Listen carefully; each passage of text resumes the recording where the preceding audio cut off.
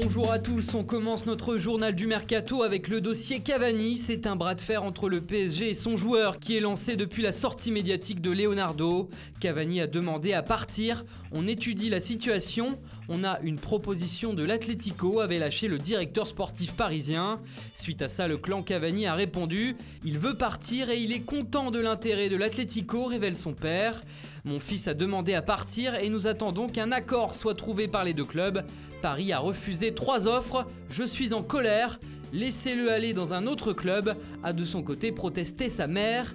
Des déclarations qui peuvent faire bouger les choses dans les couloirs parisiens et madrilènes. Dans le même temps, Chelsea reste sur le qui-vive et a proposé un prêt accompagné de 6 millions d'euros avec une prise en charge totale du salaire. On attend la réponse de Paris. À l'étranger, on connaît la stratégie du FC Barcelone pour recruter Rodrigo, piste prioritaire en attaque pour ce mercato.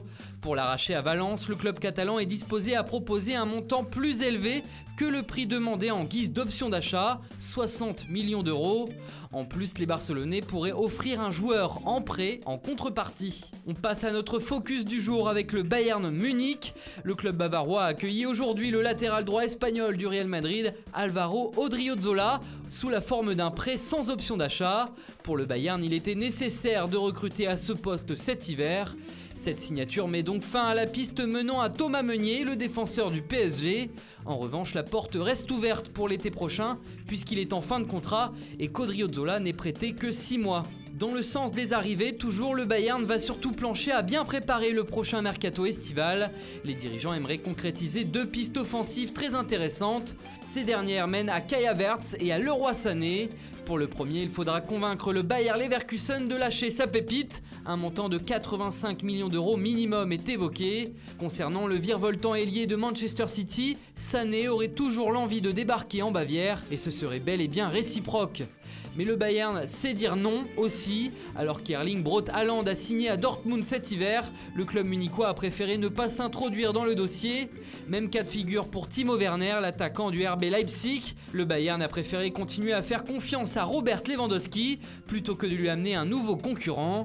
Non également à Philippe Coutinho, il est fort probable que le Brésilien retourne à Barcelone à la fin de la saison. Le club bavarois n'a pas été convaincu à 100% par le milieu offensif et ne souhaite donc pas lever l'option d'achat de 125 millions d'euros convenue entre les deux formations. Et c'est officiel, le Bayern Munich s'est officiellement fait prêter le jeune attaquant de l'Ajax Amsterdam, Nicolas Koun, âgé de 20 ans. Il vient avant tout renforcer l'équipe réserve. Leipzig aura un nouveau gardien l'été prochain. Josep Martinez, portier de Las Palmas, s'est engagé avec le club allemand jusqu'en 2024 à partir de juin prochain. En France, Thiago Maia quitte Lille, le milieu de terrain brésilien rejoint Flamengo pour un prêt de 18 mois avec option d'achat. Le Nîmes Olympique a recruté un nouvel attaquant en la personne de Moussa Koné. Le joueur du Dynamo Dresde s'est engagé jusqu'en 2023. Voilà, c'est tout pour aujourd'hui. Bonne soirée à tous et rendez-vous demain pour de nouvelles informations sur le Mercato.